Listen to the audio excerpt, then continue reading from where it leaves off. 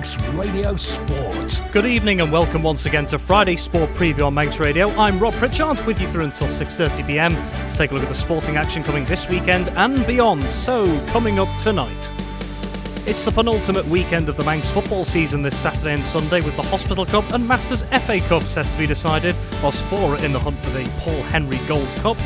And also this evening, with TT 2023 just around the corner, Manx Radio caught up in recent weeks with some of the riders to get their thoughts on returning to Manx shores at the end of the month for the Racing Fortnight. That is what is to come this evening.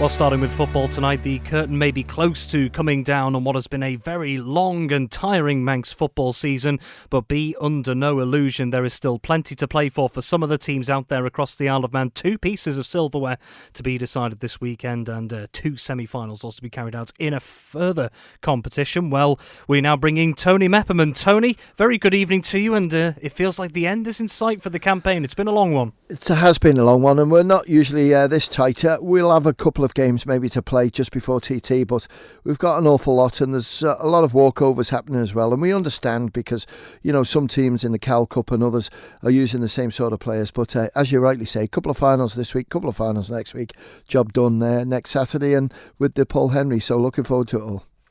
Well, let's dive straight into it then, looking to Saturday. And now we'll go through these in chronological order. We'll start with Saturday morning, a friendly taking place, and it's the Isle of Man men's national team in action. Part of their preparations for the 2023 Island Games in Guernsey in July. The Isle of Man men's team, they're at home turf at the Bowl, and they'll be taking on UK opposition in the form of Conforth Rangers, 11:30am kickoff, Tony. Yeah, it was one of those because Conforth approached the Isle of Man FA to see if they could organise a game with them, and the big problem was it was always going to be the Hospital Cup final date, so we didn't know what sort of teams were going to be in then, but Blaine's got a team together which is handy for him, ready for getting everyone prepared for Guernsey.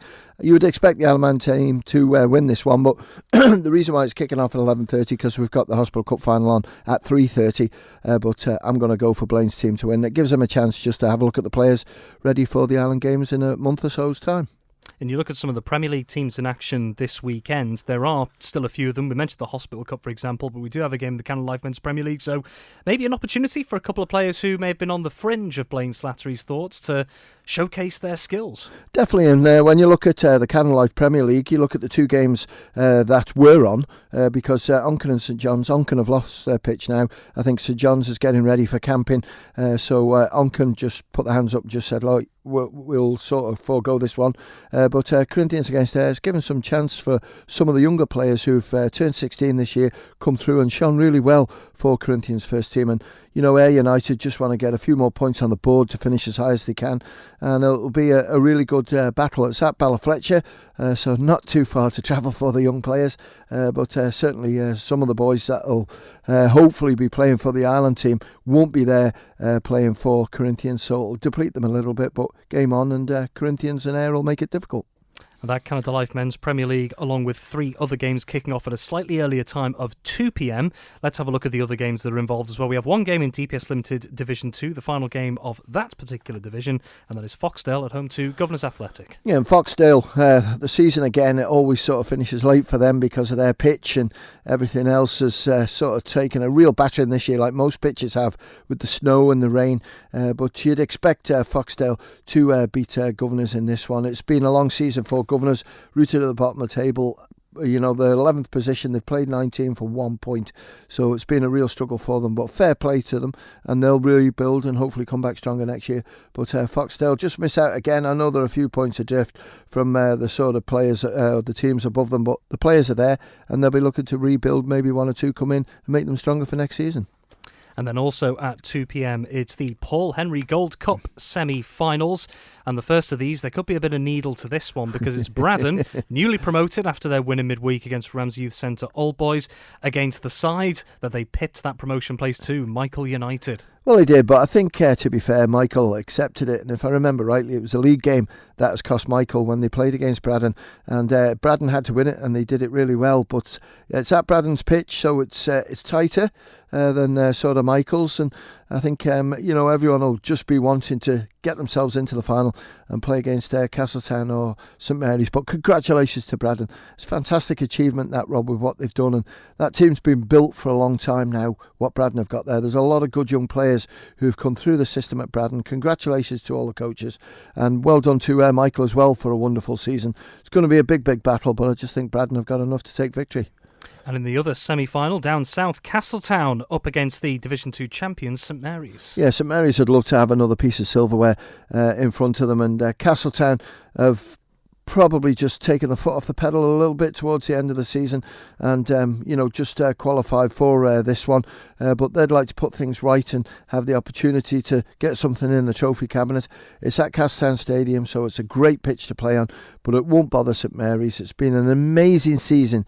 To say it's their first season back in to Manx football after taking a year out just to rebuild. They've done it. They've done it in style, and I think St Mary's will do it in style tomorrow afternoon as well. They're in the final and they're going to play Braddon. That's what I think. Very well, nailing his colours to the mast there early on. Well, all gets rounded off on Saturday at least with the Hospital Cup final. 3:30pm kickoff at the Bowl. So straight after that Isle of Man men's national team friendly, Laxey taking on Russian United. And this seems on paper at least, Tony, quite a difficult one to call. It is a difficult one to call because when you look at the league table, you've got Laxey who are 5th and you've got Russian just behind them or 6th. Not many points between them, but it's the form towards the end of the season that Nick Robinson and Johnny Palmer's team have shown. Johnny Palmer will have Glenn Walker back, which is a massive plus. Well done to George Burrows for filling in for a couple of games in the number 1 jersey. But it's not only that, they're two well-supported clubs, and the atmosphere at the Bowl for a 3:30 kickoff is going to be amazing tomorrow afternoon. We've had some great sort of finals to watch over the last couple of days. When you look at that Cal Cup one, it was brilliant, and it was a shame it didn't go to extra time. It deserved it. I know you want me to pick a winner. They've both got very attacking styles. Russian, it'll be whether the players are a little bit tired because a lot of them played in that Cal Cup final on a Wednesday as well. But I just think Johnny Palmer's team have got the bit between the teeth at the moment, playing well, scoring good goals, and that's why I'm going to go for Laxey to take it. Very well, and before we move on to the one game on Sunday, you mentioned it just before, the Cowell Cup. Congratulations to Russian United, a hard-fought and narrow win over Onken in midweek. Yeah, it was, and let's have a look at the two the goals really that Russian got, because certainly the first one was well done. It was in the box and he got time, but the second one was all made by Scott Mason. He just sort of turned and then had the opportunity and in it went. But when you look at Onken, the chances that they had, I thought Ethan Levers, when he scored and then he hit the woodwork as well, I thought Onken were going to win it, but it didn't happen. Defensively, Russian stood firm, and with Adam Cool back, it helped things. And congratulations to Russian, commiserations to Onken, but those players will get them back up, I'm sure, in the Premier League after 2023-24 season, which is next year. Very well, and then last but certainly not least, the one game on Sunday, rescheduled, I should say, from a few weeks ago. It is finally happening, and it is the Masters FA Cup final, 2:45pm kickoff on Sunday at the Bowl, and it's Colby up against Onken. Yeah, arguably the two best teams, I think, in Masters football. You can't sort of go against Colby winning the league. Onken have always got a good team. They've got quality available to them, so I don't know how much of that quality is going to play on Sunday, but it's for the old hands, if you like. The players who, maybe a few of them still play football, but a lot of them have played at a real top level, and it just allows them to play against someone of their own age group, and also players who they battled with for many, many years. And it's a great competition. It's 2:45 kickoff at the Bowl, so go down and watch the older players of yesteryear, if you like. But if I had to pick a team to win it, depending on what Onken have got out, I know what's available to them to pick. I think Colby have got enough quality there to take victory. And just very quickly, we've got 30 seconds. These aren't the last piece of silverware to be decided. We will still have the Paul Henry Gold Cup final and, of course, the Ascot Hotel Junior Cup final to come next week. Yeah, Ascot Hotel Junior Cup finals on Wednesday, and that's going to be a terrific game. And then the one that does seem to be the one that finishes it all off now is the Paul Henry Gold Cup final. That will be played on Saturday the 27th, and then we can sort of put the footballs away, watch the motorbikes, and then pre-season won't be far starting after that one. So it's been another long old season. It's been an interesting season with some of the players missing, but well done to all the winners, and the guys that found it difficult bounce back next year. Absolutely. Well, Tony, thank you very much as ever. Manx Radio Sport. Moving on, and given this is our final Friday Sport preview programme before TT 2023 gets underway in just over a week's time, we thought it'd be a good time to hear from some of the riders about how they're feeling about returning to the Snaefell Mountain Course this summer. In recent weeks, we had the chance to catch up with several competitors to hear their preparations ahead of the races and what they're out to achieve this year. Well, let's start with the man who remains the one to beat around the mountain course, and that's 2022 senior TT winner and outright lap record holder Peter Hickman. He took 4 wins last year, including the coveted senior race. So how good did he feel his 2022 fortnight went overall, and how does he top that this year? Well, I caught up with Hickey myself. Yeah, winning 4 races in 2022 was unbelievable, to be quite honest, particularly the Super Twin race, but obviously to get all 3 big bike races was a massive achievement. Obviously, we're going to try and go for at least the same again, if not a few more. But the competition is going to be really, really tough. It's going to be really hard work. And you never know what sort of surprises are going to get thrown up from either competitors or your own machines. So there's so many variables at the TT. It's not quite as plain cut as what we all think. Really, really looking forward to getting back to the Isle of Man TT 2023. It's another year. We've got some more races to go at, so for me that's going to be a really, really good thing for the Isle of Man. I think more racing is what we all want from a rider's point of view anyway. 2022, the fans were absolutely awesome. They were everywhere, all over the island. Really, really busy TT, and fingers crossed 2023 will be the same, if not better again. Like I said, more racing, what's not to like? So the team's staying exactly the same. It's still FHA Racing, no Gasworker sponsorship for 2023. But it will be the same bike, the same team and everything that I ran last year and what I've been running in BSB this year. So actually it's a 2023 model bike, so it's a newer bike from last year, but everything else really has stayed the same. There's been a couple of changes around in the running order as well, with the likes of John McGuinness moving back, Jamie Coward moving forward. So what do you make of the different movements around? Because you're used to catching people on that bike left, right and centre sometimes. So what do you make of the running order this year? Yeah, the running order's changed a little bit, but to be honest, for me, it doesn't really make much difference. I'm starting number 10 like I have done for the last few years anyway. If there's a rider in front and they're getting in the way, I need to pass them. That's about it, really. It doesn't really matter who it is. It's great to see a bit of a change up, though. It keeps the fans interested and also gives us riders a little bit of something else to think about. Well, one man who'll be hunting Hickman down once again this year is Dean Harrison. The Yorkshireman took 4 podiums last year, with second place finishes in the Senior Superbike and Supersport 1, along with third place in Supersport 2. Harrison has been at the sharp end, fighting for the top spot in recent years, and of course won the 2019 senior race. I asked him about not just his prep for 2023, but the potential benefits of regularly competing in BSB in the lead up to the event. You know, it's been good for us. Been a lot of BSB testing out on the bike, Spain, all the rest of it, and it's nice to come over here now and have another look around the island. So preparation's been going really well, to be honest. I'm feeling myself feel really good. The bikes are good, so I'm raring to go, really. Obviously you're on the BSB calendar as well, like a couple of the riders who come around here. How beneficial do you find that, as opposed to, let's say in the past, maybe some might call themselves pure road racers? They can turn up with ability and do wonderful things. You guys are out on the bike every week. How important is that? Yeah, massively. I think doing the BSBs or just riding in general a lot now is probably one of the most important things you can do, just to be fast for when you get here. And I think it's definitely a big step in improving the times and in making yourself a lot more competitive. We talk about getting on the bike often with the likes of BSB and things like that, but we've got a busier schedule as well this year in terms of racing and practice sessions.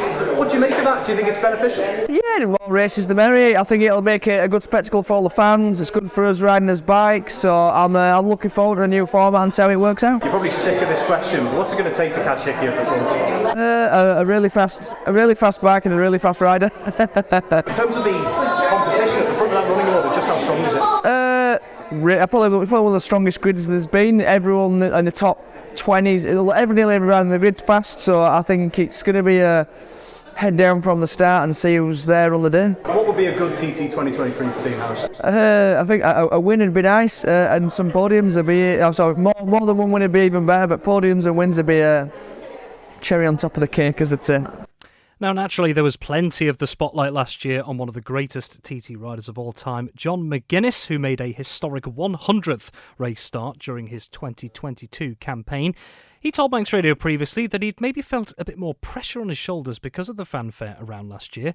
But this time around, the Morecambe missile feels things could be different in 2023. So many things last year. There were so many things last year that took over the concentration of riding the bike. You know, at the end of the day, you've got to go out and have nothing in your head apart from racing the bike and concentrating on what you're doing. But I had the gold leathers on, the gold bike, I turned 50, got my MBE, there was loads of different things. But this year I can hopefully just come in under the radar. There's more pressure on other riders, Hickey and Harrison and a few others, and I'm just sort of hovering around in the background on the Honda, so I can just put my normal levers on and get on with it. So, but it's not easy anymore. I mean, I'm not no spring chicken. We keep talking about it all the time, but I went fast at Silverstone I've ever been.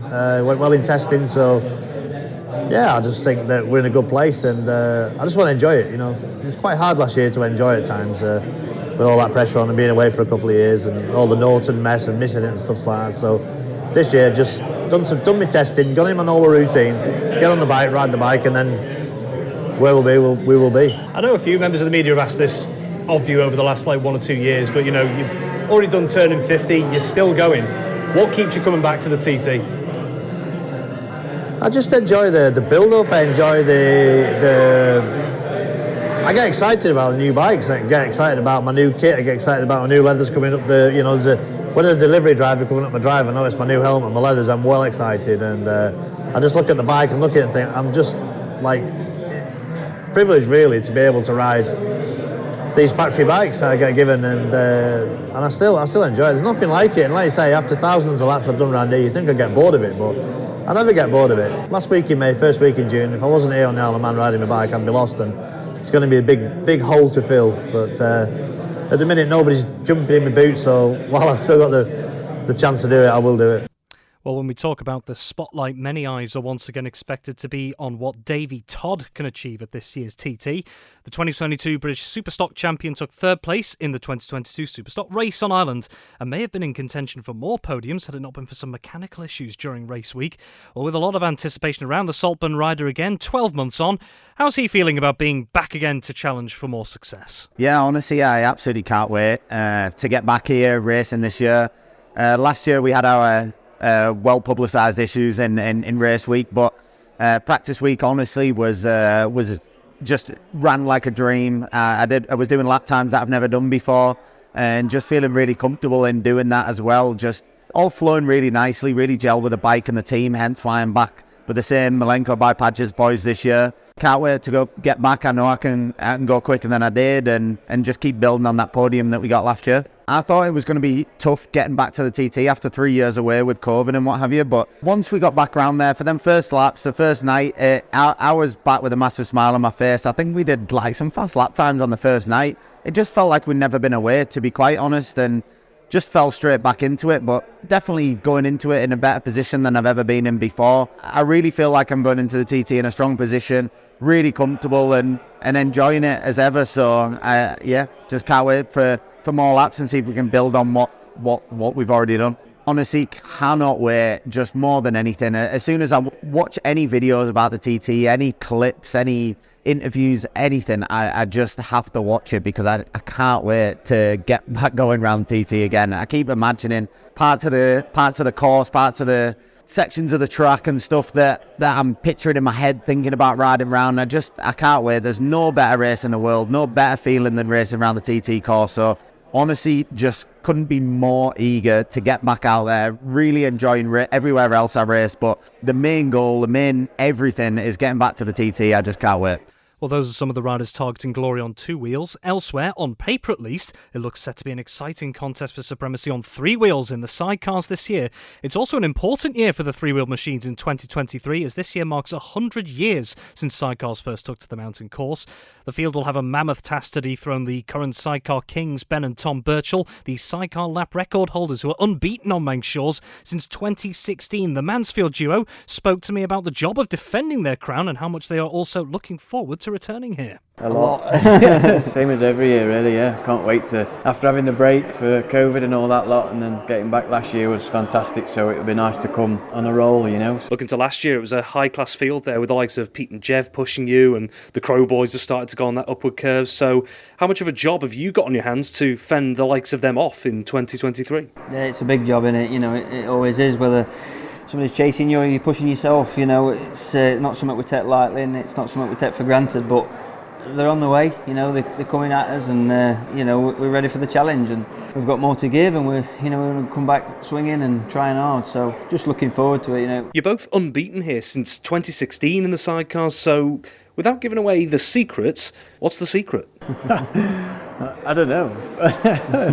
We love it, we mean it. We try so hard to do our best, and so far it's give us great results back for what we've put into it, and let's hope it continues. Who knows? It's an amazing place, and it's amazing to be as successful here as we have been, and just something you don't take for granted, and let's hope it continues. Just dedication, I'd say. You know, there's no silver bullet, there's nothing magic. You just dedicated, mean it, and put your heart and soul into it. You know, it's what we love.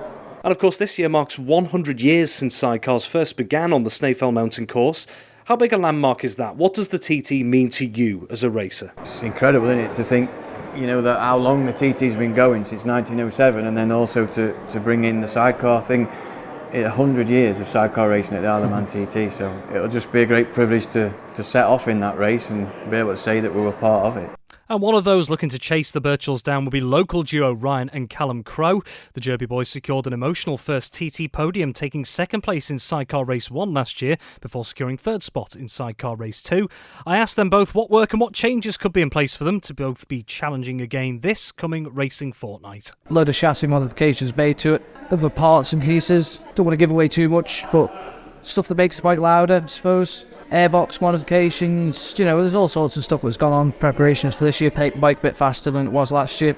Obviously transmission changes and, stuff like that. So now, Callum, I've got to ask you, those celebrations at the end of the race last year, getting that second place behind the Birchells, I mean, what would it mean to you both to replicate that again this year? To get that extra step would be a dream come true, but it's going to take a big challenge. Ben and Tom are the sidecar mountain kings at the end of the day, and they're going to take some beating, and it's going to be whoever gets it on the day, it's going to be, and who's got the best machinery, who wants it the most, I think. Ryan, speaking of the Birchells, I think you mentioned last time that they sort of took you under their wings a little bit in getting things prepared. How did you learn from them last year to take into this year?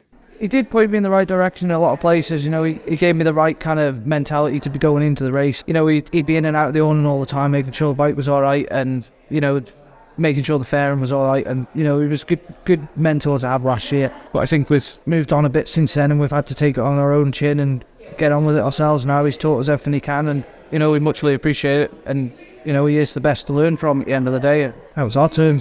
Now, Ryan, we've mentioned the Birchells, but you look at the rest of the field, you've got Pete and Jev up there with you, you've also got Alan Founds coming back into the mix. How strong is this running order this year? It's a strong running order, yeah. We've got the main people of our thing is obviously Birchall and it's Peter Founds. Obviously Alan can be there. There's other people, John can be there, Tim can be there. Manx Radio Sport.